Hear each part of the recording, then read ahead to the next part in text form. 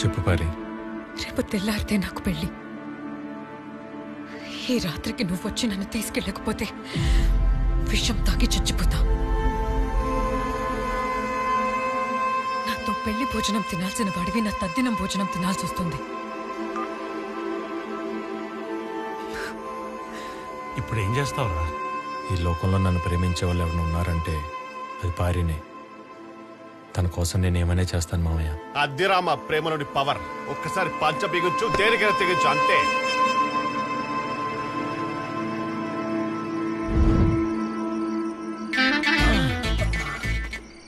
ఈ మాత్రం ధైర్యం అప్పుడే చేసుంటే ఇప్పుడు మీ మామగారి స్థానంలో నేనుండేవాడిని. భారీ ఇంకాస్త మెల్లగా పిలవరా, పాపం దోమలు డిస్టర్బ్ అవుతాయేమో. భారీ ఫోన్ చెయ్యాలరా చూంటా. సరే శిరస్సర ముహూర్ముహూర్లుట. ఎవరు? అంకుల్, నేను భారీ ఫ్రెండ్ పూరిని. ఏమిటి పారీ స్నేహితురాలువా నువ్వు? అవును అంకుల్. ఓరి వెధవా, పారీకి రామా ఒక్కడే స్నేహితుడురా. నువ్వు ఎస్టీడీ బూత్ నుంచి ఫోన్ చేసి చావాల్సింది. నీ నెంబర్ ఇక్కడ పడి చచ్చిందిరా సొంట వెధవా.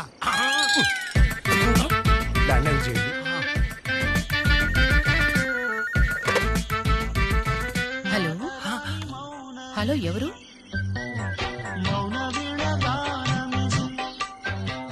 ఎవరు మాట్లాడండి. ఎవరు అంటే పలకవేంటి సారంగి? సారంగినా అంటే ఎవరు? అంటే కనీసం మీలాంటి శాల్తీ ఉండడానికి సంగతి కూడా ఆంటీ తెలియదా? రే సారంగి, రోజు నాకు బ్లాంక్ కాల్ ఇస్తుంది నువ్వేనా? ఆంటీలకు లైన్ వేస్తున్నావా?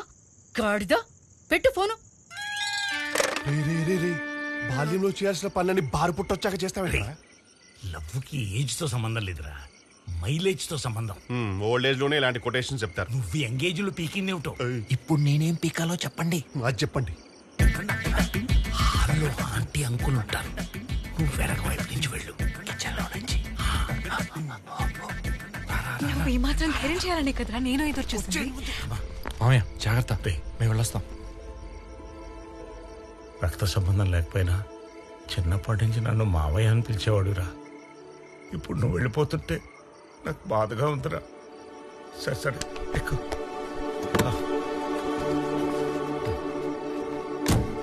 జాగ్రత్త. మీరారా? నా మందారానికి నేను తోడుగా ఉంటాను. శీఘ్రమే ఇన్కమింగ్ కాల్స్ ప్రాప్తిస్తాస్తు. ఆ మిస్డ్ కాల్స్ మానేయండి. ఎక్కడికి తీసుకెళ్తున్నావు? సేఫ్ ప్లేస్కి వెళ్తున్నా. నీ వేలు విడిచిన చుట్టం దగ్గరికి. చిన్నప్పుడే నాకు తెలిసిన చుట్టాలందరూ వదిలేశారు. నాకు తెలియని చుట్టం ఎవరు? అబ్బా, సేఫ్ ప్లేస్ అంటున్నాడు కదా, నువ్వు గమ్మనుండు. ఏ నువ్వేంటి చూస్తున్నావు? త్వరగా గేర్ మార్చి పోనీ. అదిదా పారి. బాయ్ సారంగి, పోనీ.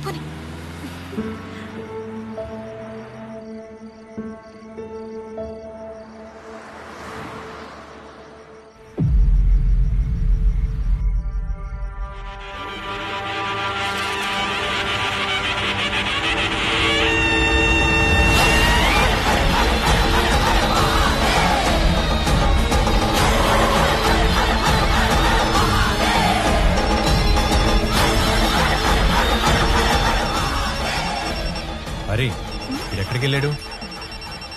ఈ ఊళ్ళో ఏదో మహిమాన్వితమైన గుడి ఉందంట. అక్కడ మన పెళ్లి ఏర్పాట్లు చేయడానికి వెళ్ళాడు. ఆ తొందరలో ఫోన్ కూడా మర్చిపోయాడు.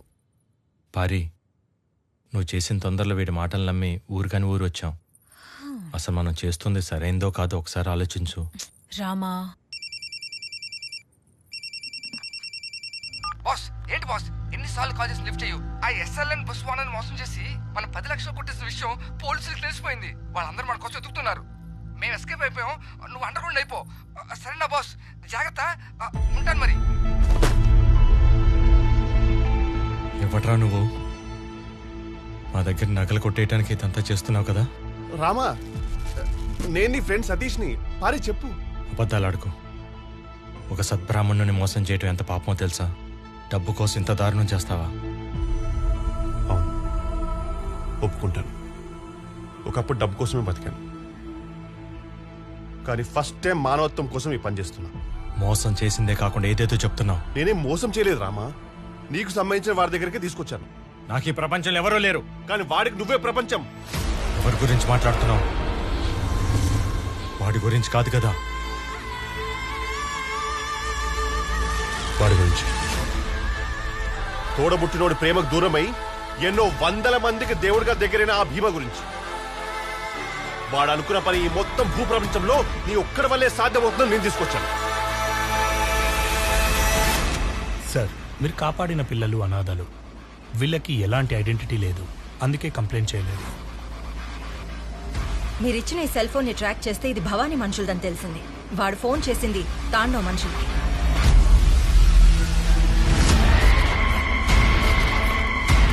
Tandav Bhavani right hand. వాణ్ణి పట్టుకోవడానికి అలలు దాటి వెళ్ళిన వాళ్ళెవరు తలతో తిరిగి రాలేదు. నరరూప రాక్షసుడయ్యావాడు.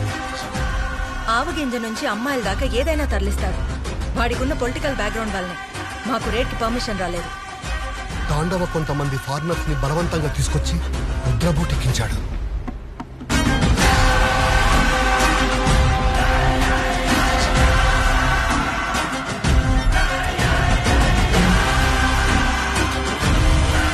రుద్ర 2 రోజుల్లో ఊరికి వస్తున్నాడంట.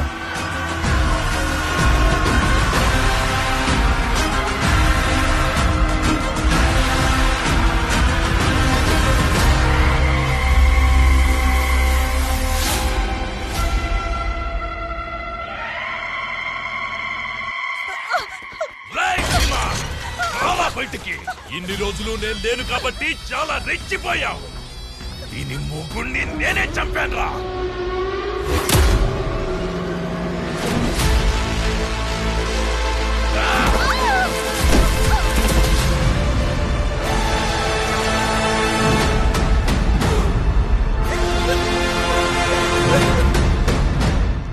మగతను ఆడదాన్ని పడగొట్టడంలో లేదురా, నిలబెట్టడంలో ఉంటుంది. మగాడు పురుట్నొప్పులు భరించలేడనే దేవుడు ఆడదాన్ని సృష్టించాడు. అందుకే వాళ్ళని నొప్పించకూడదు. భరించే భూదేవిని అతిగా బాధ పెడితే భూకంపం వస్తుంది.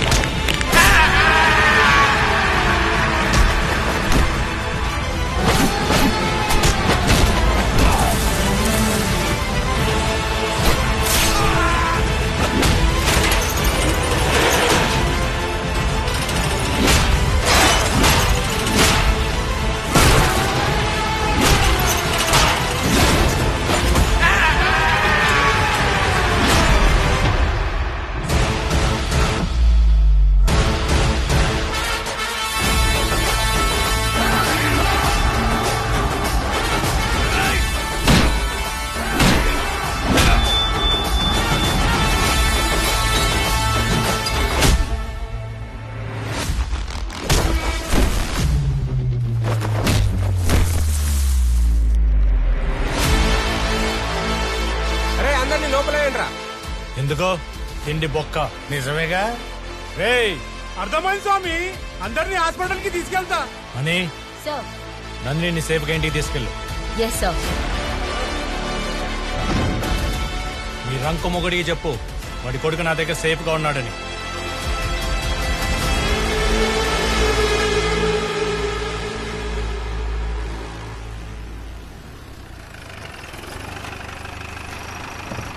ఇక్కడికి ఎందుకు తీసుకొచ్చావు?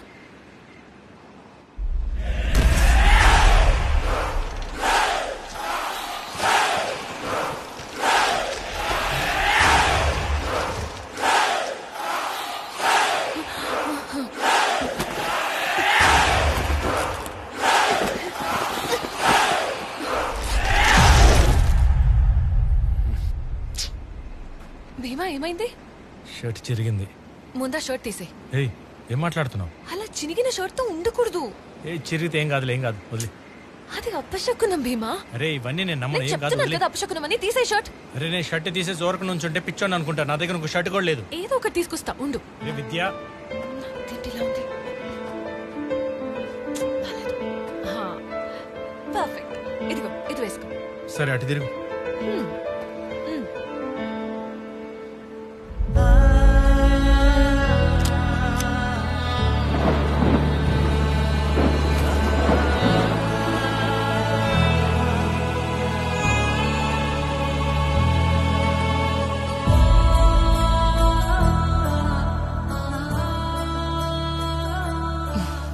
ఏంటి బాస్ మంచి రొమాంటిక్ మూడ్లోకి వచ్చేసారు?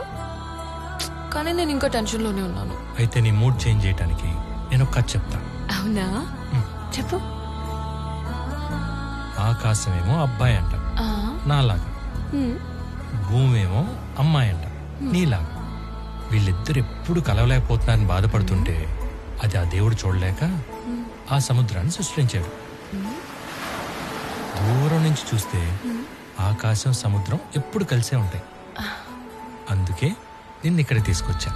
సార్ రొమాంటిక్ కథలు బాగానే చెప్తున్నారు. చెప్పటమే కాదు, ఆ భూమి చుట్టూ ఆకాశం ఎలా చుట్టుకొని ఉంటుందో నేను అలా నేను గట్టిగా చుట్టేసుకుంటా. నాదొక చిన్న కోరిక, నువ్వు నా గుండెల మీద పడుకోవాలి. అప్పుడు నీకు నా గుండె చప్పుడు, ఈ సముద్ర హోరు తప్ప ఇంకేమీ ఉండపడకూడదు.